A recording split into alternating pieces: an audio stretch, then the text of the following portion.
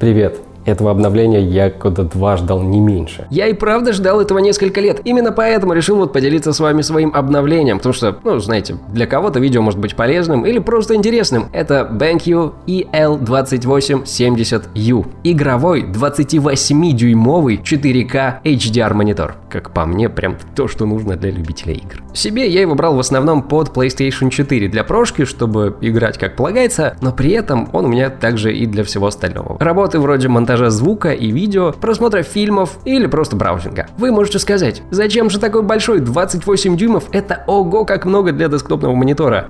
Кто-то может такое сказать, не все. На самом деле я уже много лет сижу на здоровом мониторе. До этого я использовал модель GW2760S, кажется, вот он до сих пор стоит на соседнем столе, я его чуток позже покажу. Я до сих пор помню, как я его купил, я его увидел в интернет-магазине, и меня сразу же подкупила его цена, его диагональ.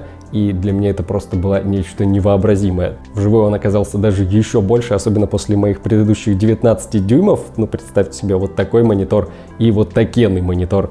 Это же небо и земля. Его я сразу брал с креплением на стену, поэтому я до сих пор помню, как в первый день пришел домой, подцепил его на стену, выключил свет, включил первый фильм, тогда еще только вышел первая часть, «Тихоокеанский рубеж», и был просто словно в кинотеатре, у меня просто челюсть отвисла. Кто-то, наверное, может сказать, что было в то время глупо, может быть, покупать монитор с такой диагональю и всего лишь Full HD, потому что, изображение может быть, грубо говоря, мыльноватым. И действительно, тут невооруженным глазом на старом мониторе было видно пиксели, но, честно говоря, меня это не смущало. Я на нем играл в Xbox 360, когда он у меня тогда был, там есть и одна даже колонка. Она такая себе, но мне хватало, чтобы не переключать на динамики, мне хватало с головой. И вот теперь у меня есть кое-что получше. Это вот этот красавец. Поэтому если обновляться, то только на что-то такого же размера, но уже со всеми этими новомодными 4К и HDR, иначе какой вообще смысл менять то, что и так меня устраивает? И когда я увидел вот этот монитор, даже особо не думал. У него TN-панель, я сразу об этом скажу, чтобы ее ненавистники не тратили зря свое время на это видео. Я не очень в этом разбираюсь, но из того, что знаю, TN-мониторы не подходят для людей, которые работают с цветами, для всяких дизайнеров, потому что здесь отображается не так много цветов, как в IPS-матрице. Во всяком случае, на сегодняшний день это единственное такое существенное отличие. При этом они отлично подходят для геймеров, потому что у них очень быстрый отклик. В моем случае это аж 1 миллисекунда. В общем, матрица лично меня не смущает. Спустя месяц пользования я все еще в полном восторге. По ощущениям, переходить от уже привычного для меня Full HD на 27 дюймах к великолепному 4К на 28 дюймах было поначалу странно. Все слишком четко, глаза не понимают, что вообще происходит, но через пару дней я уже полностью освоился. Наверное, я сразу же мог бы показать некоторые фишки этого монитора, показать игры в 4К HDR. Жаль только, что все это будет выглядеть совершенно не так, как вживую, но тут уж ничего не поделаешь. В первый же день я сразу же запустил несколько игр на PlayStation 4, все вот эти крутые эксклюзивы. Очень уж мне хотелось узнать, действительно ли будет такая разница, вокруг которой столько шумихи. И,